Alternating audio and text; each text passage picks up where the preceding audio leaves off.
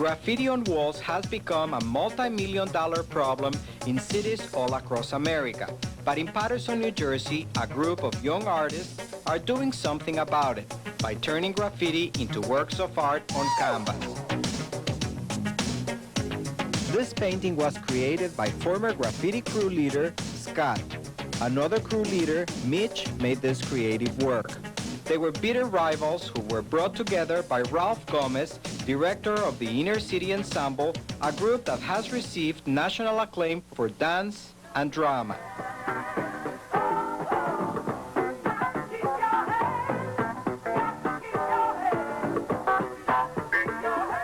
As a graffiti artist, Mitch struggled for recognition. His main desire was to prove that graffiti was a beautiful art form worthy of a home, but no one would listen. They didn't give me a chance to open the door to me. They were just laughing at me and close the door. They just told me straight out, you ain't gonna make it. But I looked at them and I told the man, I will make it, you know, one way or another. He told me, ain't nobody gonna listen to you. I said, all right.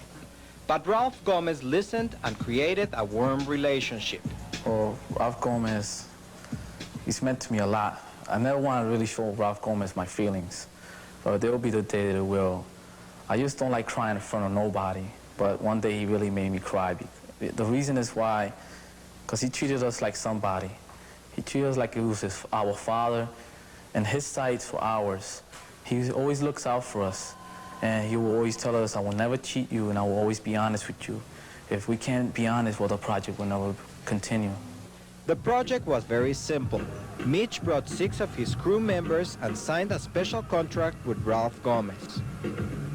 They agreed to sign an agreement with the Inner City Ensemble to not deface public or private property with graffiti.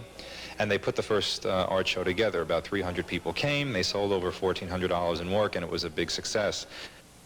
The success of that first project prompted the group to realize that there were other graffiti artists who could benefit from this venture. Once again, they went to Mr. Gomez for help. This time they said their goal would be to begin a process to help eliminate graffiti in Paterson.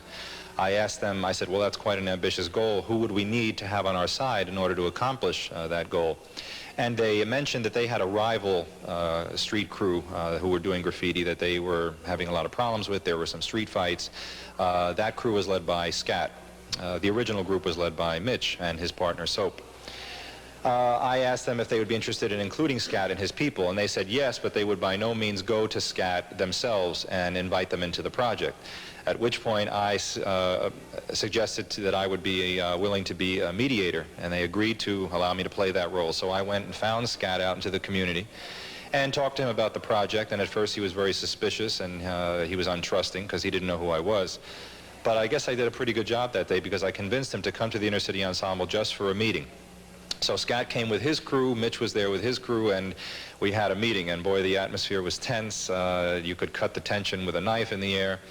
So after 3 meetings, each lasting for about 3 hours each, both crews agreed to come together under one goal, not to deface public and private property. They signed a new contract with the Inner City Ensemble, and today is the culmination of that contract. Mitch and Scott took to the streets with a new mission to stop graffiti at its roots.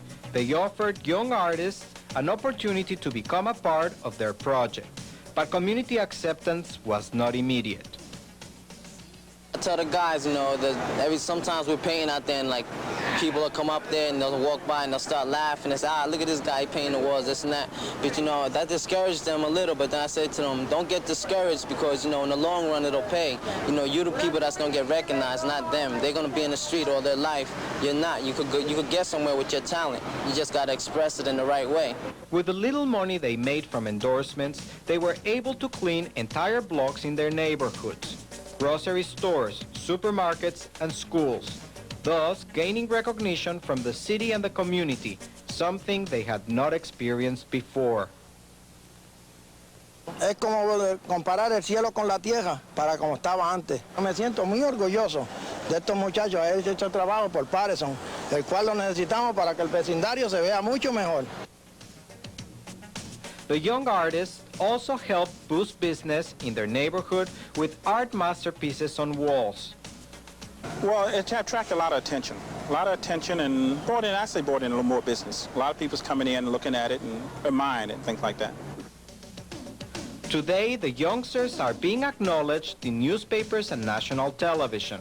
Their pride has blossomed with a strong belief that they are doing the right thing.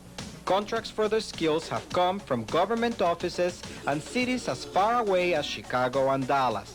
These artists are not only talented, but are also becoming professional entrepreneurs, developing what was once wasted on the streets. How do they feel? You can sell it, gain respect. It feels good. It's like something that I always wanted to come true, a dream. This opportunity that we have is like a one chance in a lifetime. You can't say no to it. You want to do it.